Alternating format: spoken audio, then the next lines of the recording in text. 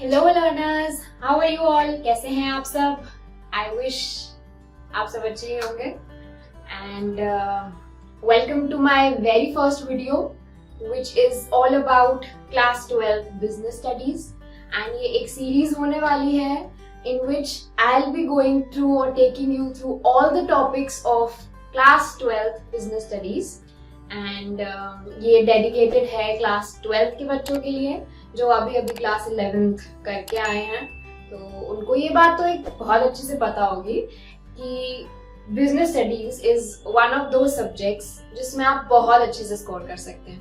And score कैसे कर सकते हैं? while you have your notes, handwritten notes and जो आपके पास jotted down points होते हैं। So ये एक मेन चीज होती है एग्जाम क्रैक करने की, that you have your pointers with you। तो हम ऐसे ही शुरुआत करेंगे अपने वेरी फर्स्ट चैप्टर से which is all about management। Now before diving into the video, class 12th को ये पता होना चाहिए कि जो मैनेजमेंट है, हमारी बिजनेस स्टडीज है क्लास 12 की, ये दो पार्ट्स में डिवाइडेड है। One is part A and the other is part B. So part A is all about management, ठीक है, आप एक बिजनेस को कैसे मैनेज कर रहे हैं। और पार्ट बी है आपका financial management. So very first part हम एक शुरू करते हैं वेरी बेसिक उससे, डेफिनेशन से, विच इज अबाउट मैनेजमेंट, कि मैनेजमेंट आखिर है क्या, क्या होता क्या है मैनेजमेंट। तो अगर एक लेमैन लैंग्वेज की मैं उसमें बात करूं तो आपके घरों में भी मैनेजमेंट जरूरी है। आप किसी इवेंट में अगर जा रहे हैं या किसी इवेंट को ऑर्गेनाइज कर रहे हैं उसमें भी मैनेजमेंट चाहिए होता है। आप एक छोटा सा बिजनेस सेटअप कर रहे हैं, दैट ऑल्सो रिक्वायर्स मैनेजमेंट। अगर आप एक लार्ज स्केल पे एंटरप्रेन्योर हैं उसमें भी मैनेजमेंट आपको चाहिए ही चाहिए।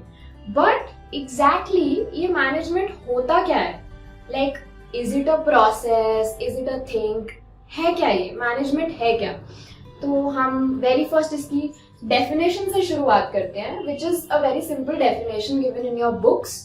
एंड हम एक बार इसको गो थ्रू करेंगे and then I let you explain or I explain it to you what it is all about. So it's a process of getting things done with the aim of achieving goals, objectives effectively and efficiently. Now here we've marked certain words from it, from the definition. One is it's a process.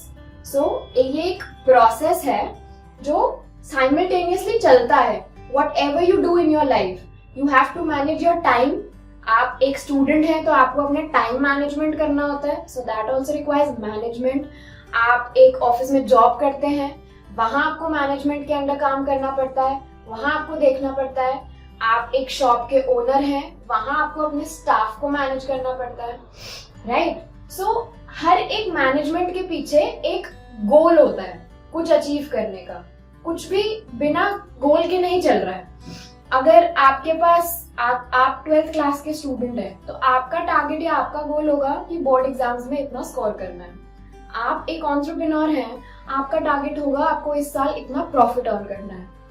आप एक student हो गया, entrepreneur हो गया, आप एक housewife ही क्यों नहीं है, आपका टारगेट होता है कि आपको घर को कम से कम खर्चों में मैनेज करना है। That is what our target is all about. So एक ना एक एम होता है, aim of achieving that goal, and that goal is to be achieved effectively and efficiently. तो इस डेफिनेशन में 3 बहुत ही important I would say points हैं जो आपको नोट करने चाहिए।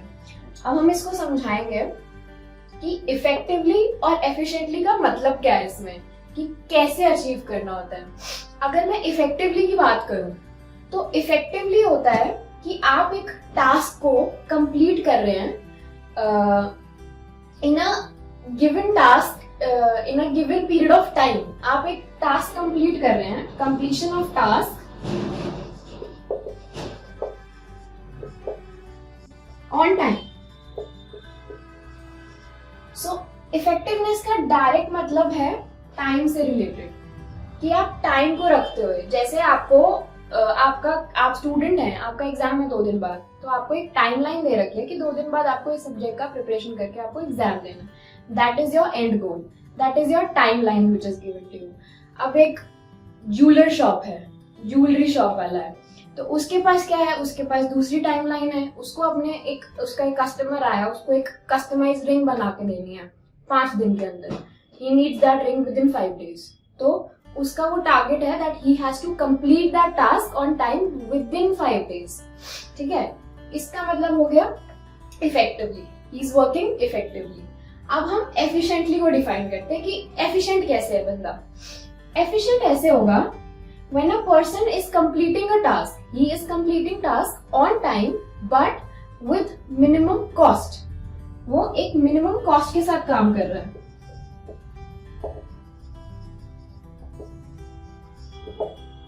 सपोजिंगली एक कोई बिजनेसमैन है या कोई भी एक बंदा है, उसको XYZ उसको 1000 पेन्स बनाने हैं। ठीक है, उसको 1000 पेन्स बनाने हैं। एक पेन की कॉस्टिंग है ₹5। अगर वो टाइम पे काम कंप्लीट करा और उसको 1 हफ्ते का टाइम मिला है, उसको एक ये टाइमलाइन मिली है कि उसको ये 1 वीक के अंदर ये पेन्स बना के सप्लाई करना है आगे, तो 1000 पेन्स बनाने हैं उसको। एक पेन की कॉस्टिंग है ₹5 और 1 वीक के अंदर उसको 1000 पेन्स बनाने। अब जब वो बंदा इस चीज को देखता है कि 1 वीक बहुत कम टाइम है मेरे पास, तो मैं क्या करता हूँ, मैं और लेबर ले आता हूँ। पर लेबर लाने से क्या हो रहा है कि वो पेन की कॉस्टिंग बढ़ जा रही है, बिकॉज लेबर की कॉस्ट बढ़ जाएगी। सो दैट मीन्स वो जो काम है वो कॉस्ट इफेक्टिवली नहीं हो रहा है, क्योंकि वो उस चीज की कॉस्ट बढ़ा दे रहा है। ठीक है, तो आप एफिशिएंट तो हो रहे हो, आप अपना टारगेट 1 वीक में पूरा कर रहे हो, बट आप उस चीज की कॉस्ट बढ़ा दे रहे हो। दैट मीन्स आप एफिशिएंटली काम नहीं कर रहे हो। So you have to be balanced, both efficient and effective। तो इसका अगर मैं होलसम डेफिनेशन का बताऊं कि अगर मैनेजमेंट आपको ये प्रोसेस बता रहा है कि आपको ये चीजें करनी है और आपको एक एंड टारगेट, अपना गोल अचीव करना है, तो ये 2 की पॉइंट्स आर वेरी इंपॉर्टेंट। क्योंकि ये अगर मैं कहूँ तो ये 1 नंबर के क्वेश्चन में भी आ जाती है चीजें कि इफेक्टिवली और एफिशिएंटली इनमें डिफरेंस क्या है।